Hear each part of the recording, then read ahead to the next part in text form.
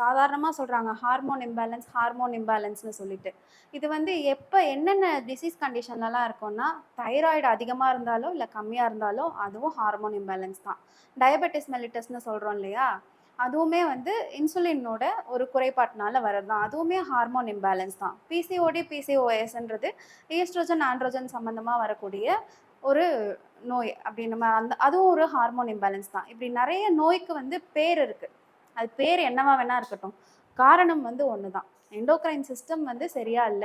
Hormone imbalance. இத வந்து நம்ம உணவுல எப்படி கட்டுப்படுத்த முடியும்? உணவுல வந்து நம்ம இந்த சிகிச்சை முறையில தவிர்த்து, உணவு மூலமாவும் நம்ம இத கட்டுப்படுத்திக்க முடியுமா? இதுக்கு தீர்வு இருக்கா? அப்படின்னா இருக்கு. அதுக்கான விஷயங்கள் தான் நான் உங்களுக்கு சொல்லப் போறேன். என்ன மாதிரி உணவுகள்லாம் நம்ம எடுத்துக்கணும் அப்படின்னா, கொழுப்பு சத்து இருக்கணும், நார்ச்சத்து இருக்கணும், விட்டமின்ஸ் இருக்கணும், மினரல்ஸ் இருக்கணும். சரிங்களா? இத தவிர்த்து புரதம் வந்து ரொம்ப முக்கியம். புரதம் இருந்தா தான் நம்மளோட செல்ஸ் வந்து தன்னை தானே புதுப்பிச்சுக்கிறதுக்கும், நம்ம உடல வந்து கட்டமைக்கிறதுக்கும் அது உதவும். ஸோ புரதமும் இருக்கணும். இது எல்லாமே வந்து எந்தெந்த உணவுகள்லலாம் இருக்கு அப்படின்னு பார்த்தோம்னா, நம்ம கீரைகள், கிரீன் வெஜிடபிள்ஸ். கீரைன்னு பார்க்கும்போது முருங்கைக்கீரை, அதுக்கப்புறம் பொன்னாங்கண்ணி, இந்த மாதிரி கீரைகள் எல்லாம் நெறைய அளவுல இரும்பு சத்துலாம் இருக்கு, விட்டமின்ஸும் இருக்கு.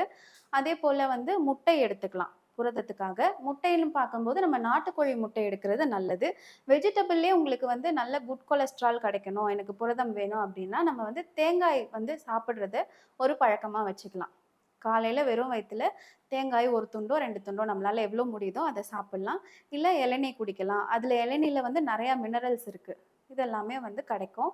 இத தவிர்த்து இதெல்லாம் யூசுவலா எல்லாருமே சொல்றது. இப்ப இத தவிர்த்து நம்ம என்ன பண்ணலாம் அப்படின்னு பார்த்தோம்னா, கருப்பு கொள்ளு. கருப்பு கொள்ள கழுவி காய வச்சிரணும்.